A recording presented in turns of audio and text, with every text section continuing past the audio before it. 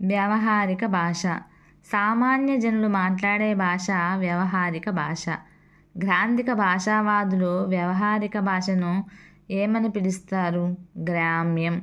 వ్యవహారిక భాషను వ్యతిరేకించిన వారిలో ముఖ్యమైన వ్యక్తి వేదం వెంకటరాయ శాస్త్రి గారు.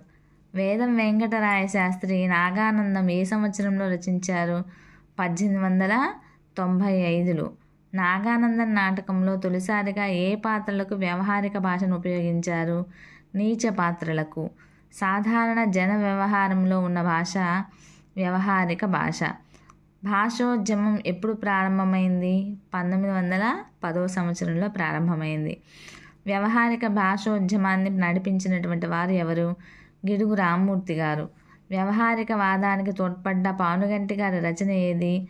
గ్రామ్యవాద విమర్శనం. వ్యవహారిక వాదానికి తోడ్పడ్డ గురజాడ వారి రచన